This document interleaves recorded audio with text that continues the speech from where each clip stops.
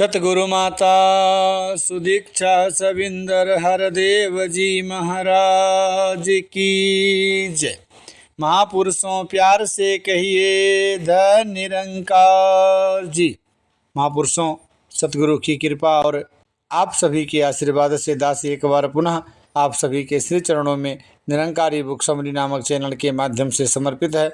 और जैसा कि पीछे लगातार निरंकारी मिशन की एक पुरातन पुस्तक युग पुरुष का सहारा लेकर के दास निरंकारी मिशन के सतगुरु शहंशाह बाबा अवतार सिंह जी महाराज की दिव्य गाथाओं का वर्णन कर रहा था।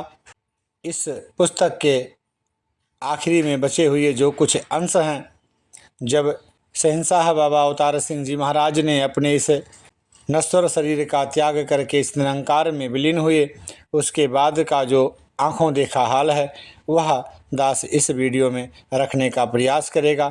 और यही वीडियो इस युग पुरुष नामक पुस्तक की अंतिम वीडियो होगी।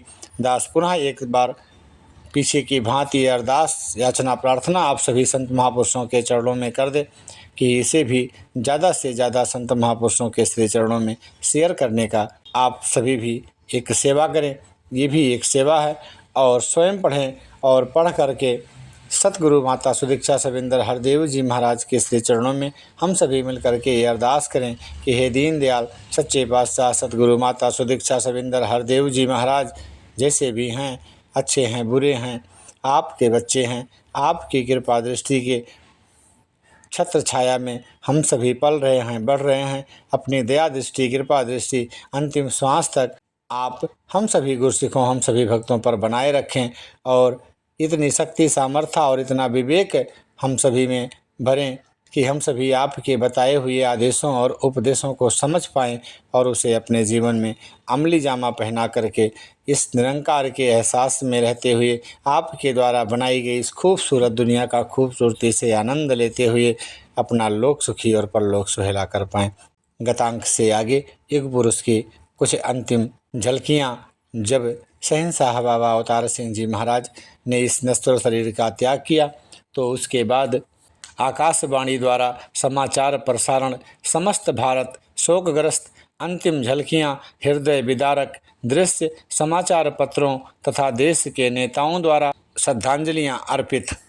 एक बार पुनः उस युग को हम प्रत्यक्ष में दृष्टिगोचर तो नहीं कर सकते, पर लेखनी द्वारा उस युग में पुनः चलेंगे और उस समय के जो हालात थे, उस समय के जो दृश्य थे, उसका हृदय से अवलोकन करेंगे और उसे सुनने का प्रयास करेंगे। बाबा जी ने नीचे पहुंचकर जैसे जैसे भी बन पड़े सारी संगतों को सूचना देने का आदेश किया। आदेशानुसार सेवादार अपने अपने कामों में जुट गए। थोड़े ही समय में कोठी का आंगन दिल्ली की संगतों से भर गया। चूँकि आने वालों में से हर कोई हुजूर शहंशाह जी के दर्शन करना चाहता था, इसलिए बाबा जी की आज्ञानुसार श्री प्रताप सिंह जी, श्री खुराना जी, श्री प्रेमी जी तथा नाजर सिंह जी आदि कई सेवादारों ने आंगन में बने चबूतरे पर एक लकड़ी का मंच बनाकर उस पर सफ़ेद चादरें बिछा दी। मंच तैयार हो जाने पर पूज्य बाबू जी, भाई साहब कुलवंत सिंह जी, प्रेमी जी और शास्त्री जी ने शहंशाह जी के शरीर को बिस्तर सहित उठा लिया। पूज्य बाबा जी हुजूर शहंशाह जी के शरीर को सहारा दिए हुए सबसे आगे थे। अब बड़ी सावधानी से सीढ़ियाँ उतरते हुए इन लोगों ने हुजूर के शरीर को नियत मंच पर इस प्रकार रख दिया कि हर कोई सहज ही हुजूर के दर्शन कर सके। इस अवस्था में भी हुजूर शहंशाह जी का मुस्कुराता हुआ पीला पीला चेहरा देखकर ऐसा प्रतीत होता था कि मानो हुजूर ने अपने रक्त की अंतिम बूंद तक मानवता के विकास के लिए अर्पित कर दी हो। इस समय हजारों आंखें चुपचाप बरस रही थी।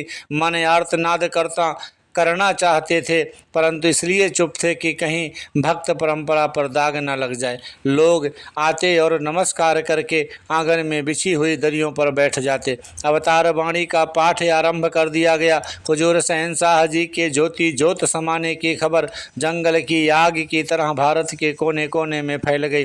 बम्बई, मद्रास, कलकत्ता, अहमदाबाद, कल्याण आदि बड़े बड़े शहरों में टेलीफोन द्वारा यह हृदय विदारक सूचना दी गई तो सभी ने अंतिम दर्शन दर्शन 1-2 दिन उपरांत करने की प्रार्थना की ताकि वे लोग भी हुजूर शहंशाह जी के अंतिम दर्शन कर सकें।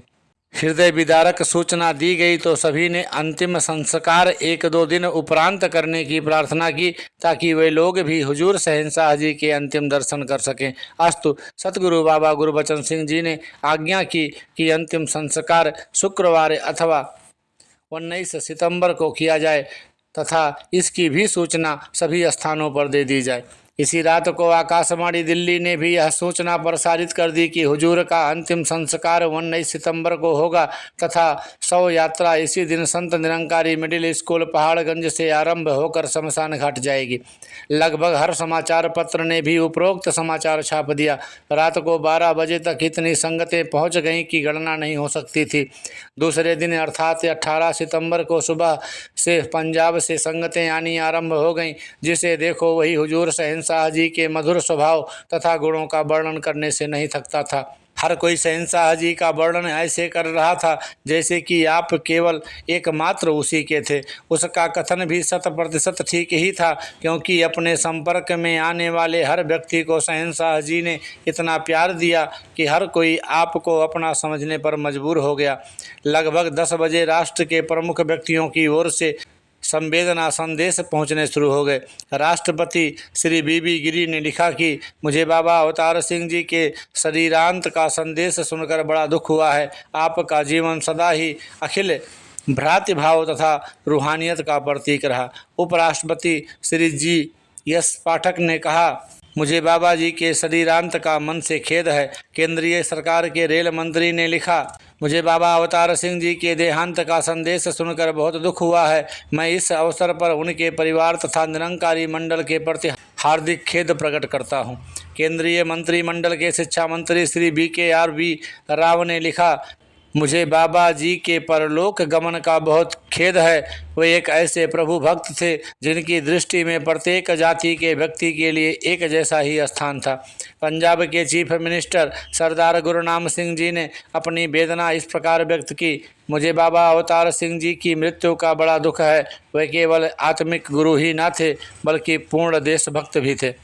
श्रीमती ओम प्रकाश जैन वित्त मंत्री हरियाणा ने लिखा, मुझे बाबा जी के अंत का बहुत दुख है। उनके अंत से एक बहुत बड़ी रूहानी नेता और सच्चा देशभक्त हमसे छिन गया।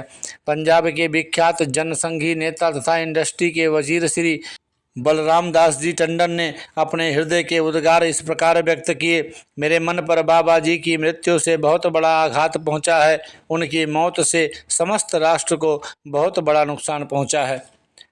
इनके अतिरिक्त इतने संवेदना संदेश आए कि लिखना कठिन है। दिन भर धार्मिक नेताओं और राजनीतिज्ञों के आने जाने का तांता बधा रहा। दूसरी ओर हुजूर शहंशाह जी के पैरोकार व चाहने वाले चाहते थे कि ऐसे महान शहंशाह जिन्होंने अपने जीवन का प्रत्येक पल जनता के हित में अर्पित कर दिया तथा जो लाखों व्यक्तियों के दिलों के सिंहासन पर अब भी विराजमान है, का अंतिम संस्कार चंदन की लकड़ियों से होना चाहिए। किसी तरीके से यह बात पूज्य बाबा जी तक भी पहुंच गई। उन्होंने सबको अपने पास बुला लिया और सरल मुस्कान से कहने लगे, आप सब सज्जन भली प्रकार से जानते हैं कि हुजूर शहंशाह जी की रहमतों का सबसे बड़ा ऋणी मैं हूँ।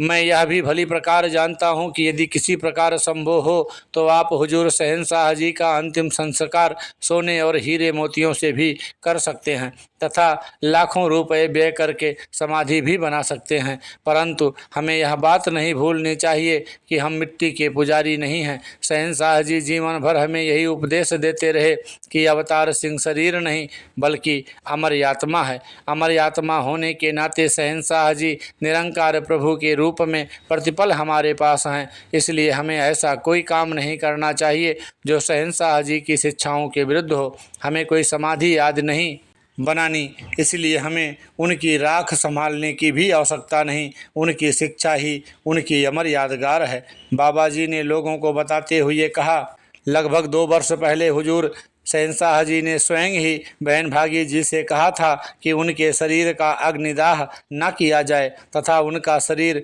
मिनटों में प्रकृति के साथ ऐसे मिल जाना चाहिए जैसे कि उनकी आत्मा निरंकार के साथ पलक झपकते ही मिल जाएगी।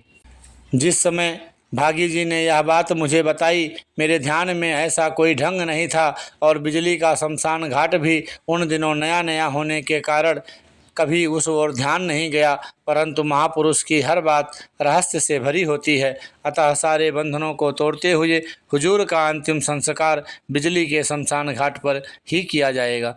पूज्य बाबा जी की आज्ञा को सभी ने हृदय से स्वीकार किया। कार्यक्रम अनुसार संत निरंकारी सेवा दल के बहुत से जवान इसी रात कोठी पर पहुंच गए और पूज्य निर्माण जी, श्री प्रताप सिंह जी, खेमराज जी तथा खुराना जी की देख रेख में अगले दिन की तैयारियां होने लगी। रात पड़ने तक तो यह हालत हो गई कि निरंकारी सत्संग भवन का एक एक कोना आने वालों से भर चुका था। मिस्त्री हरचरण सिंह जी व मान सिंह जी सारी रात उस जीप गाड़ी को तैयार करने में लगे रहे जिस पर शहंशाह जी के शरीर को शमशान घाट तक ले जाया जाना था। आखिर 19 सितंबर का वह दिन भी आ पहुंचा जिस दिन हुजूर शहंशाह जी की देह का अंतिम संस्कार होना था। जीप गाड़ी को दूध सी सफ़ेद चादरों से सजाकर इस पर हुजूर का शरीर इस ढंग से रखे जाने का निर्णय हुआ कि हर कोई बड़ी सुविधा से हुजूर के दर्शन कर सके। सतगुरु बाबा जी एवं पूज्य राजमाता जी ने अपने हाथों आपके शरीर को अंतिम स्नान कराकर कपड़े पहना दिए। आज तीसरा दिन होने पर भी हुजूर का शरीर पहले दिन की भांति खिला हुआ था तथा होठों पर वही मोहनी मुस्कान अटखेलियाँ कर रही थीं। देखने पर ऐसा मालूम होता था कि हुजूर दिन रात के लगातार सफ़र से थककर विश्राम कर रहे हैं। बस अभी नींद खुली और उठे, परंतु हाय रे भ्रम!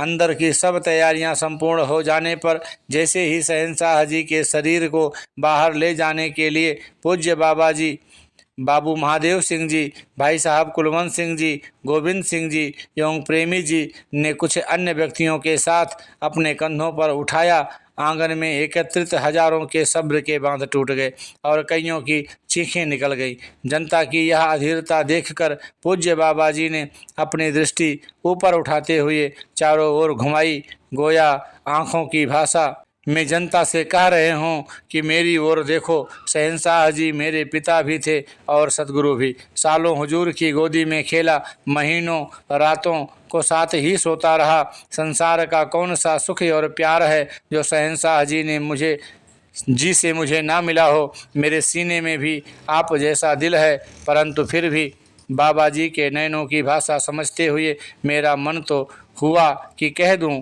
आप तो आप हैं और आप जैसे केवल आप ही हो सकते हैं, परंतु समय न था। सारांश यह कि बाबा जी की एक ही दृष्टि ने टूटते हुए बांध पुनः बांध दिए। पूज्य बाबा जी और उनके साथ के दूसरे लोगों ने शहंशाह जी का शव कोठी से बाहर खड़ी जीप पर रख दिया और इसके उपरांत पूज्य बाबा जी, राजमाता जी, बहन नंद जी और बहन भागी जी इस जीप पर शहंशाह जी के शरीर के पास बैठ गए। आपके पौत्र श्री हरदेव सिंह जी आप पर चमर झुला रहे थे। मिस्त्री हरभजन सिंह जी चालक का स्थान ले चुके थे। थोड़े समय उपरांत ही शव यात्रा शुरू हो गई। सबसे आगे निरंकारी बैंड और सेवा दल के जवान चल रहे थे और इनके पीछे थी वह जीप जिस पर हुजूर का शव रखा था। जीप के आगे संत निरंकारी मंडल के प्रबंधकों के साथ बाहर से आए सभी नगरों के प्रमुख महाजन धीरे धीरे आगे बढ़ रहे थे। पूज्य बाबा जी की सुपुत्री बहन निरंजन जी, जगजीत जी, मोहनी जी और बहन नंद जी की सुपुत्री विचित्र जी भी जीप के पीछे पीछे पैदल ही चली आ रही थीं। किंग्सवे कैंप तक सब लोग इसी तरह आए। यहाँ पर पहाड़गंज जाने के लिए बसें आदि तैयार खड़ी थी क्योंकि शव यात्रा मुख्य रूप में वहीं से शुरू होनी थी। श्री मान सिंह जी सारी राह शव यात्रा के चित्र अपने कैमरे में उतारते रहे। पहाड़गंज थाने के सामने जहां से शहंशाह जी की शव यात्रा शुरू होनी थी, प्रातः 8 बजे ही 1 लाख से ऊपर व्यक्ति एकत्रित हो चुके थे।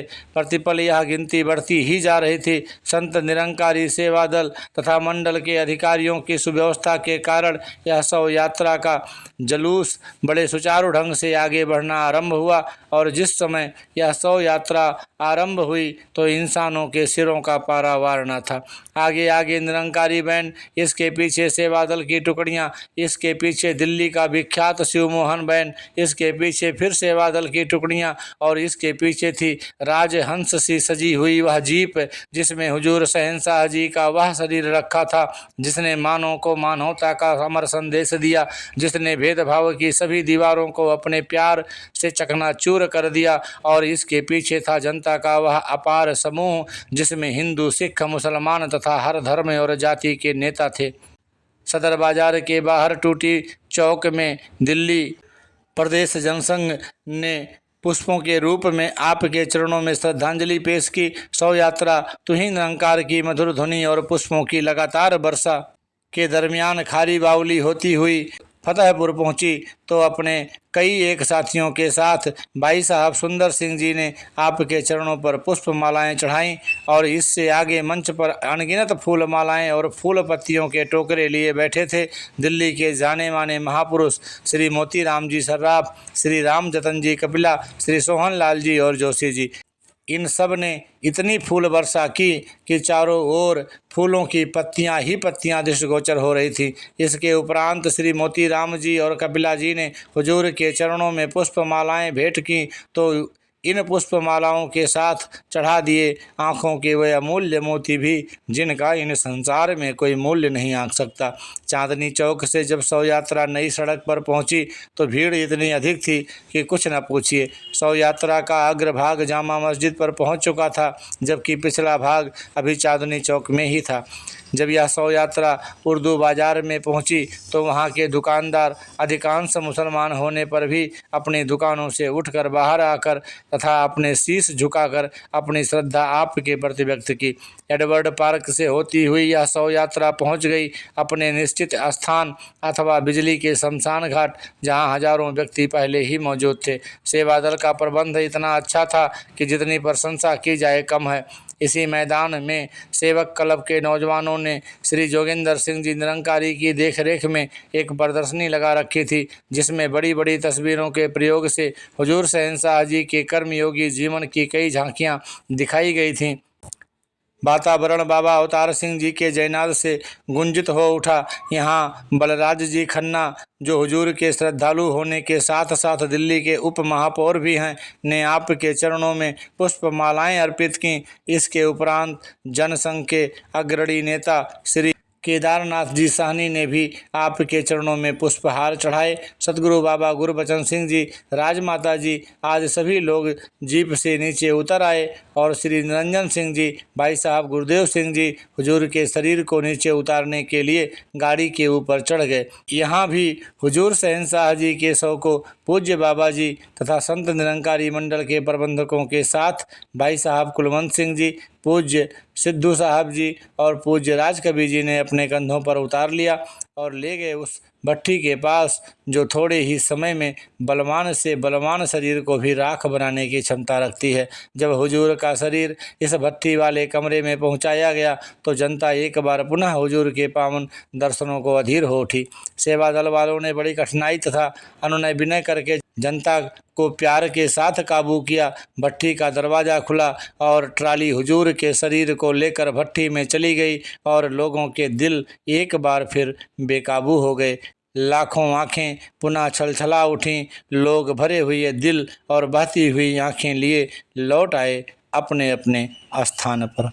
देश के नेताओं, देश की जनता तथा संत निरंकारी मिशन की ओर से भाव और प्यार भरी श्रद्धांजलियाँ। क्या यह हैरानी की बात नहीं कि आज की दुनिया वाले घर के किसी भी छोटे से छोटे व्यक्ति के देहावसान पर महीनों शोकग्रस्त रहते हैं। इतनी हाय तौबा मचती है जैसे इनके ऐसा करने से भगवान मृतक को पुनः लौटा देगा।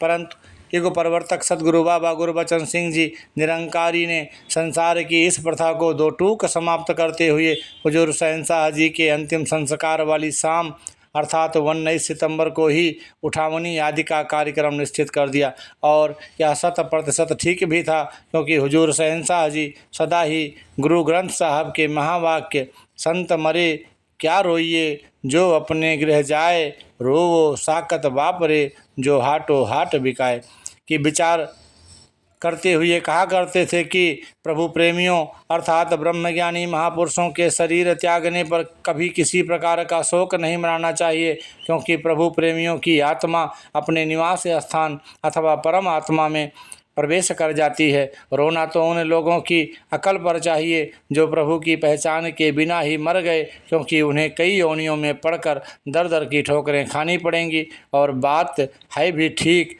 क्योंकि बस्ती दिल की दुनिया की सदा आबाद रहती है, कभी नासाद नहीं होती, सदा ही साद रहती है। जिस्म के छोड़ देने पर भी वो मरते नहीं साकी, जिंदाबाद मरने के भी जिनकी याद रहती है।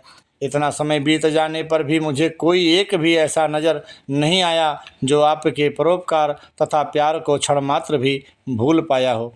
19 सितंबर दोपहर को निरंकारी कोठी के सामने वाले मैदान में पंडाल आदि लग गया और 3 बजे तो सेक्रेटरी साहब ने कार्यक्रम चालू भी कर दिया। गीतकारों और कवि महापुरुषों की भाव भरी कविता और गीतों के उपरांत श्री रूपलाल जी सिंधी, पूज्य राजकवि जी अमृतसर, श्री शौक साहब जी चंडीगढ़ वालों ने भाव भरे शब्दों में हुजूर शहंशाह जी के जीवन की कुछ झांकियां जनता के सम्मुख रखीं।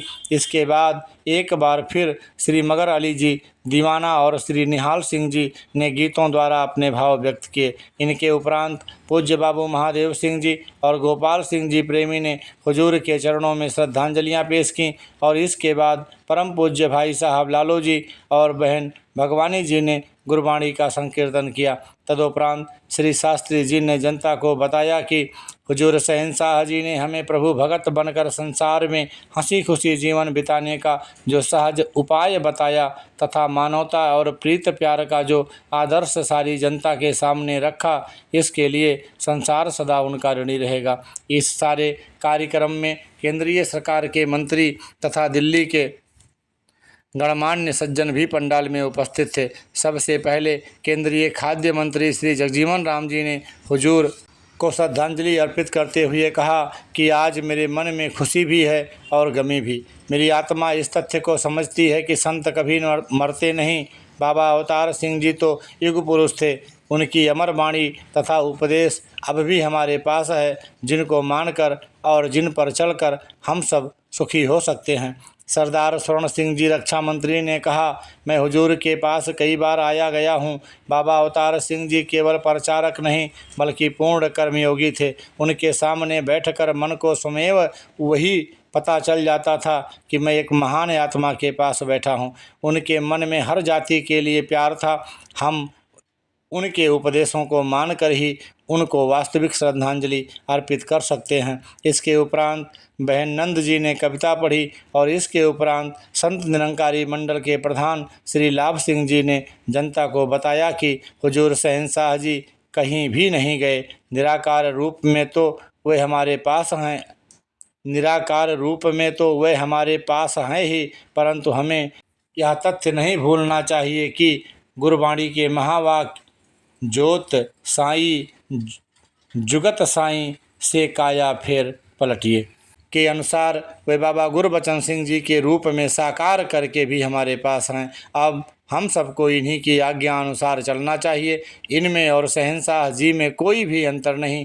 जहाँ ज्ञान होता है वहीं सतगुरु होता है। प्रधान जी के उपरांत बहन भागी जी, जिन्होंने अपने जीवन का हर पल हुजूर शहंशाह जी की सेवा में बिताया, ने जनता को संबोधन करते हुए बताया कि शहंशाह जी मुझे गत कई वर्षों से पूज्य बाबा गुरबचन सिंह जी और पूज्य राजमाता जी की सेवा में जुट जाने की प्रेरणा देते आ रहे थे, परंतु अल्प बुद्धि होने के कारण मैं उनके संकेत ना समझ सकी। आज मैं आपसे इसी बात की भीख मांगने के लिए खड़ी हुई हूँ कि मुझे वरदान दो कि जिस तरह मैंने पहले शहंशाह जी की सेवा की, इसी प्रकार मेरा शेष जीवन पूज्य बाबा जी और राजमाता जी की सेवा करते हुए बीत जाए। बहन भागी जी के उपरांत परम पूज्य राजमाता जी ने अपने मन के उद्गार प्रकट करते हुए कहा, मैं अधिक न कहते हुए केवल आपसे यही अनुरोध करूंगी कि आओ हम सब मिलकर उस महान कार्य में जुट जाएं जो हुजूर ने समस्त संसार को सुखी करने के लिए आरंभ किया था। शहंशाह जी के प्रति यही हमारी सबसे बड़ी श्रद्धांजलि होगी। श्री गुरुदयाल सिंह जी ढिल्लों स्पीकर लोकसभा ने अपना अनुभव बताते हुए कहा, मैं समय पर न पहुंच सकने की क्षमा याचना करते हुए आपसे केवल यही कहता हूं कि शहंशाह जी उन महात्माओं में से एक थे जो केवल संसार के हित के लिए ही अवतरित होते हैं तथा सदा अमर रहते हैं। उनकी बातचीत बहुत ही सादी और प्यार भरी होती थी। मैं अक्सर उनके पैरोकारों से पूछा करता था, निराकार के दर्शन कैसे संभव हो सकते हैं, लेकिन जब बाबा जी ने मुझे समझाया तो मैं मान गया कि आप सच कहते हैं। मुझे आशा है कि हम सब उनके बताए मार्ग पर चलते रहेंगे। इंडस्ट्री मिनिस्टर श्री फखरुद्दीन अहमद ने निम्नलिखित श्रद्धांजलि अर्पित की।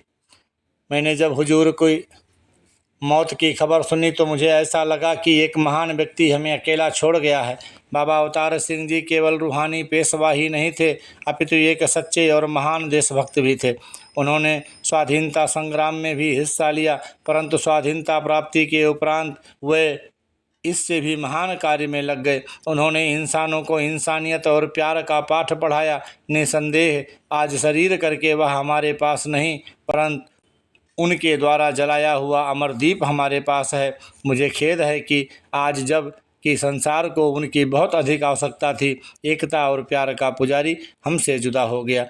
इसके उपरांत जोगिंदर सिंह जी निरंकारी ने एक भाव भरी कविता पढ़ी और सबसे अंत में सतगुरु बाबा गुरबचन सिंह जी महाराज ने उपस्थित सज्जनों को संबोधित करते हुए फरमाया, मैं तो क्या, यदि मुझ जैसे हजारों और व्यक्ति भी शहंशाह जी के गुणों और परोपकारों का वर्णन करना चाहें तो भी वह अधूरा ही रहेगा। उनके जीवन का वर्णन शब्दों द्वारा हो ही नहीं सकता। जिसने जितना समय उनके साथ व्यतीत किया उसका वर्णन कर दिया। उनके गुणों का वर्णन करने में हर कोई अपने आप को सर्वदा असमर्थ ही पाएगा। इस समय तो मैं आप जैसे ब्रह्मज्ञानी महापुरुषों से केवल यह आशीर्वाद प्राप्त करना चाहता हूँ कि अपनी असीम कृपा द्वारा मुझे ऐसा बल प्रदान करें कि आपको जैसी सेवा एवं जैसा प्यार आप मुझसे चाहते हैं मैं दे सकूं। मैं तो बिल्कुल अनजान अथवा साधारण व्यक्ति हूं, मुझ में कोई विशेष गुण भी नहीं। हुजूर शहंशाह जी तो बेअंत गुणों के स्वामी थे। वे परोपकार तथा प्यार का ऐसा महासागर थे जिसके समीप आकर संसार का कोई भी व्यक्ति प्यासा नहीं लौटा। उनकी वाक शक्ति इतनी मनमोहक थी कि सुनने वाला बरबस खिंचा आता था। यदि आप जैसे संत जन कृपा करें तो मैं भी गुणवान बन सकता हूँ। इस समय मुझे आपके दिली सहयोग और आशीर्वाद की ही बहुत आवश्यकता है।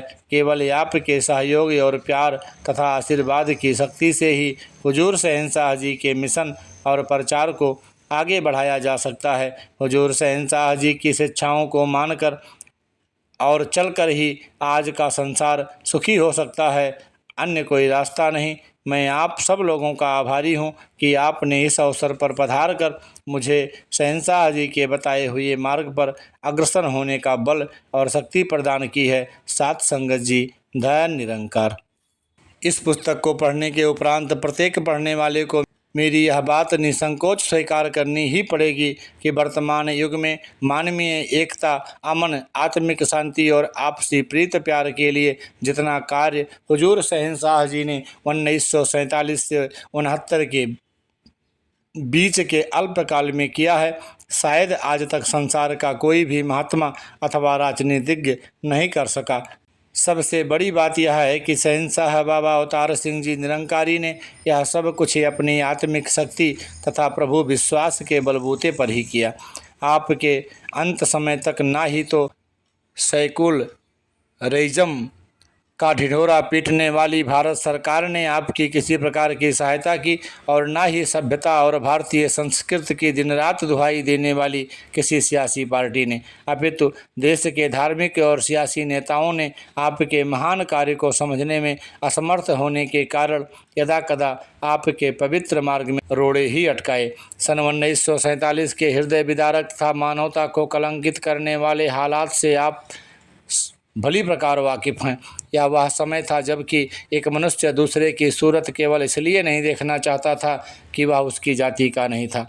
यहीं तक नहीं, अपितु एक जाति वाले दूसरी जाति वालों को लूटना, विपक्षी के घर को आग लगा देना तथा उनकी माँ बहनों और बेटियों का अपहरण करके उनके सतीत्व को नष्ट करना पुण्य और स्वभाव का काम समझते थे।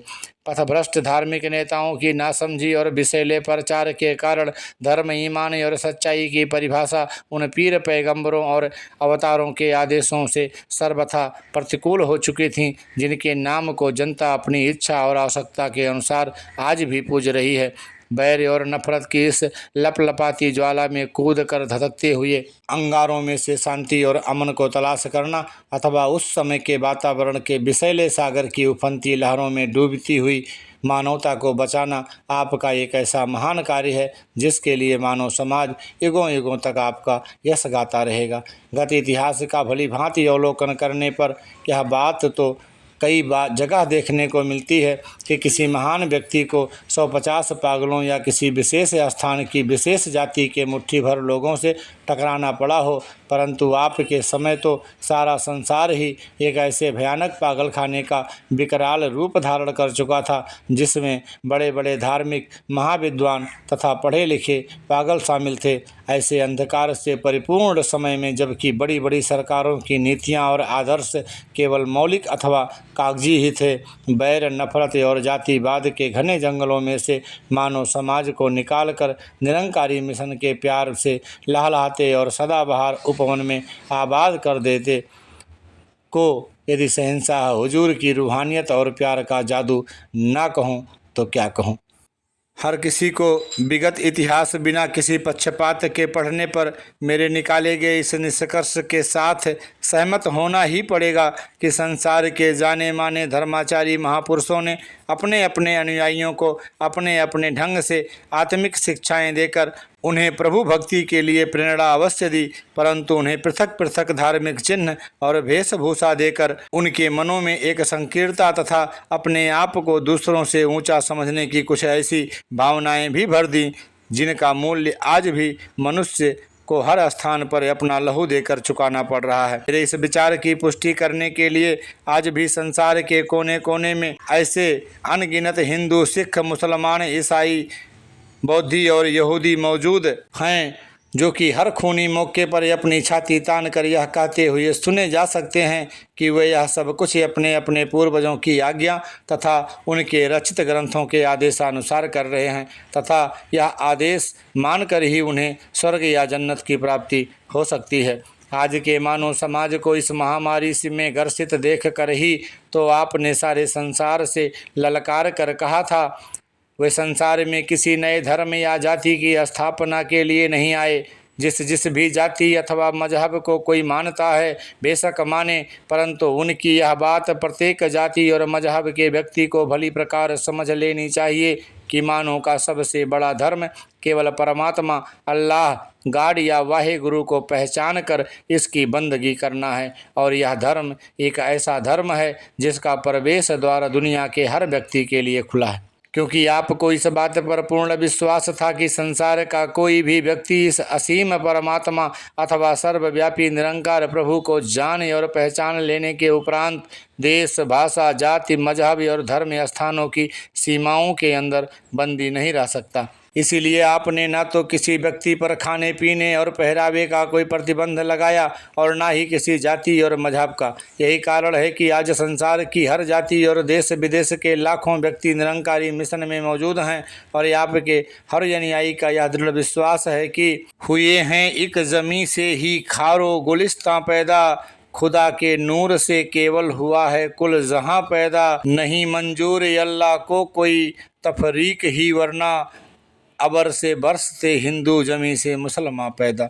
इसके अतिरिक्त आप में से कौन इस बात को नहीं जानता कि धर्म की मिथ्या धारणाओं के कारण आज भारत अथवा अन्य देशों की धरती पर लाखों ऐसे निठल्लों का बोझा है जो धर्म की आड़ में प्रतिवर्ष जनता की लाखों रुपए के खून और पसीने की कमाई किसी न किसी ढंग से बिना किसी परिश्रम के डकार जाते हैं। संसार के बड़े बड़े सभ्य देश अथवा पढ़े लिखे व्यक्ति भी इनके चक्कर से बाहर नहीं। मानव समाज के सिर से इस व्यर्थ के बोझ को हटाने के लिए ही तो आपने अपने पास हर आने वाले से कहा कि प्रभु प्राप्ति और इसकी निष्काम भक्ति बेशक हर मानव के लिए एक अनूठा काम तथा परम कर्तव्य है, क्योंकि इसके बिना ना तो आत्मिक शक्ति बढ़ सकती है और ना ही किसी के मन को शांति हो सकती है। परंतु इसका यह मतलब नहीं कि इस महान पथ पर अग्रसर होकर हाथ पांव से काम करना छोड़कर हम लोगों की भीख पर निर्वाह करने लगें। इसलिए प्रभु प्रेमी तो औरों से अधिक परिश्रमी होने चाहिए। हमें अपनी व अपने परिवार की उपजीविका अपने हाथों काम करके कमानी चाहिए, क्योंकि प्रभु भक्त सदा देने वाले होते हैं, लेने वाले नहीं। मांग कर खाने वाला तो कभी प्रभु भक्त हो ही नहीं सकता।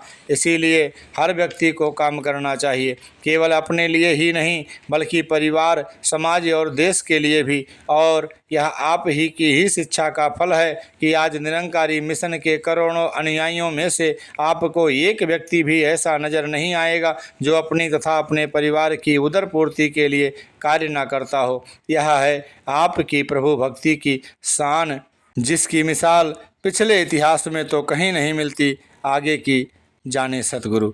आप में से अधिकांश पढ़ने वाले यह बात अच्छी तरह जानते हैं कि लगभग दुनिया के सभी देशों की सरकारों ने जातिवाद, रंग भेद तथा सामाजिक ऊंच नीच को समाप्ति करने के लिए कड़े से कड़े कानून बनाए। नेताओं ने एड़ी चोटी का बल लगा दिया, और तो और हमारी अपनी भारत सरकार ने भी जाति भेद दूर करने के लिए क्या कुछ नहीं किया। कड़े से कड़े कानून सरकार ने बनाए, जिनकी उल्लंघना करने पर कईयों को कठोर दंड भी मिले। परंतु इस प्रकार के दल बल से सुसज्जित सरकार भी लोगों के दिलों से जातिवाद को ना निकाल सकी। परंतु क्या आप इसे हुजूर शहंशाह जी की दैवी शक्ति ना कहेंगे कि आपने बिना किसी की सहायता के और बिना किसी आंदोलन के केवल अपने प्यार और आत्मिक शक्ति से देश और विदेश के लाखों भिन्न भिन्न जातियों और मजहब के लोगों को मानवता व प्रभु प्यार के एकता के सूत्र में पिरो दिया। यदि कोई अपनी आंखों से देखना चाहे तो वह आज भी संत निरंकारी मिशन के किसी वार्षिक समागम पर जाकर भिन्न भिन्न देशों से आए हुए भिन्न भिन्न जातियों से संबंधित लाखों लोगों को आपस में बैठकर खाते पीते तथा एक राम, अल्लाह, वाहे गुरु और गाड का ऐसो गान करते देख सकता है, क्योंकि इन सब ने अपनी आंखों से देख लिया है कि यह अल्लाह, गाड, राम, रहीम और वाहे गुरु केवल इसी असीम के नाम हैं जिसे ये लोग निरंकार कहते हैं। 10 साल में 250 के लगभग शानदार निरंकारी सत्संग भवनों का निर्माण कोई मामूली बात नहीं। आज यदि किसी एक नगर में कोई धर्म स्थान बनना हो तो धन के लिए अपीलों का तांता सा बन जाता है, अथवा कोई धार्मिक पर्व आ जाने पर प्रबंधक लोग हाथों में रसीदों की पुस्तकें लिए हुए घर घर फिरते दिखाई देते हैं। परंतु आपके द्वारा त्याग की दी हुई शिक्षा द्वारा यह सब भवनों का निर्माण कार्य इतना चुपचाप हो गया कि दुनिया वालों को खबर तक न हो सकी। बाकी रही बात आपके शानदार गृहस्थ जीवन की, इस के लिए मैं पाठकों से यह विनती करूंगा कि वे आपकी सुपुत्री बहन नंद जी और उनके पति भाई साहब कुलवंत सिंह जी तथा बहन जीत जी और उनके पति श्री गोविंद सिंह जी के प्यार में रंगे जीवन अपनी आँखों से देखकर स्वयं ही निर्णय करें। परंतु अपने गृहस्थ धर्म की जो अमूल्य निधि सतगुरु बाबा गुरबचन सिंह जी और पूज्य राजमाता जी के रूप में संसार भर को दी, कौन है जो इसका वर्णन कर सके। आपका हर गुण इस दिव्य जोड़ी में आकर पहले से कहीं ज़्यादा जमान हो गया है, तभी तो संसार के कोने कोने से लोग भागते चले आ रहे हैं। इनकी छत्र छाया में आप जब तक भी जीवित रहे, देते रहे और जाते जाते भी दे गए यह अनुपम जोड़ी, ताकि कहीं बेचारी मानवता बिना माँ बाप के ना रह जाए। अपने प्रिय पाठकों से इसी पुस्तक के आरंभ में यह बात मैंने पहले ही कह दी है कि मैं अपने आप को हुजूर शहंशाह जी की जीवनी लिख पाने में सर्वदा असमर्थ समझता हूँ। मेरी इस बात की पुष्टि परम पूज्य सतगुरु बाबा गुरबचन सिंह जी द्वारा शहंशाह जी की श्रद्धांजलि दिवस वाले प्रवचनों में हो जाने से मैं अपने शीश के बोझ को काफ़ी हल्का महसूस करता हूँ। परंतु फिर भी इस बात को मैं अपने अंतर मन से मानता हूँ कि मैं हुजूर शहंशाह जी के जीवन हेतु इतना कुछ कहकर भी अंश मात्र भी नहीं कह पाया और शायद कोई कह भी नहीं सकेगा, क्योंकि भारत तथा अन्य देशों की इतनी बड़ी धरती के कण कण में हुजूर शहंशाह जी के परोपकार और प्रीत प्यार की ऐसी गाथाएं भरी पड़ी हैं जिन्हें सुनने और कहने के लिए कम अज कम कई उम्र और आयु की तो अवश्य ही चाहिए। इस सब के अतिरिक्त अपनी किसी भी भूल के लिए आपसे क्षमा मांगने पर ना तो अब कोई संकोच है और ना आपकी भूल सुधार पर कभी होगा। बाकी इस तथ्य से तो आप स्वयं ही भली भांति परिचित हैं कि शहंशाह जी के संपर्क में आने वाले लाखों नर नारियों के करोड़ों अपने इतिहास हैं। कौन है भला जो इन सब को का ब्यौरा दे सके। या तो केवल परम कृपालु बाबा जी की कृपा और स्नेहमयी राजमाता जी की अनुकंपा ही है जो यह थोड़ा बहुत आपकी भेंट कर पाया हूँ, वरना कहाँ राजा भोज और कहाँ गंगू तेली अर्थात कहाँ शहंशाह जी का जीवन और कहाँ यह बेचारा साकी। कलमों के धनी साकी नहीं जानते शायद तेरी रहमत का जिक्र सजदों से बयां होता है। यह थी निरंकारी मिशन की पुरातन पुस्तक युग पुरुष, जिसमें शहंशाह बाबा अवतार सिंह जी महाराज की जीवनी लिखने का प्रयास, जीवन की कुछ झलकियां लिखने का प्रयास निरंकारी मिशन के परम संत परम भगत पूर्ण प्रकाश साकी जी ने लिखा है और दास ने इस विलुप्त हो चुकी पुस्तक को पुनः एक बार जीवित करने का एक छोटा सा प्रयास। और दास ये समझता है कि अगर हम इस पुस्तक का सहारा लेकर के इसमें बताए गए दृष्टांतों का, इसमें अपनाए गए गुरुमत के आचरणों का एक अंश भी अपने जीवन में ढाल पाएंगे तो हम भी आज जैसा सतगुरु माता जी चाह रही हैं अपने आप को उस रास्ते पे चला पाने में समर्थ हो पाएंगे। यही अंत में अरदास कामना प्रार्थना हुजूर के चरणों में कि हे दीनदयाल सच्चे पातशाह सतगुरु माता सुदीक्षा सविंदर हरदेव जी महाराज, बोलों से तो हम लगातार आपके दास बने हुए हैं, अब मन कर्म और वचन से भी आपके आदेशों और उपदेशों पर चलना शुरू कर दें। दास भी आप सभी संत महापुरुषों के चरणों में अरदास करेगा कि इसे बोलने के दरमियान बहुत सारी त्रुटियां हुई होंगी, शब्द दाएं बाएं गए होंगे।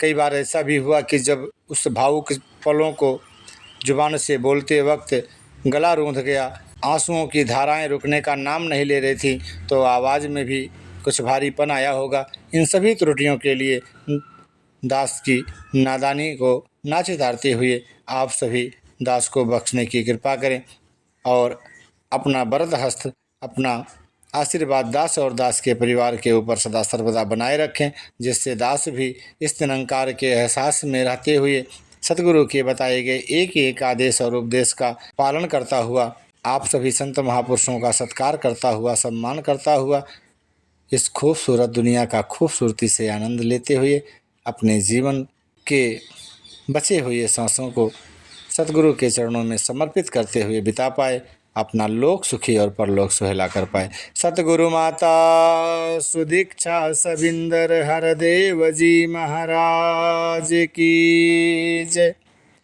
महापुरुषों प्यार से कहिए धन निरंकार जी।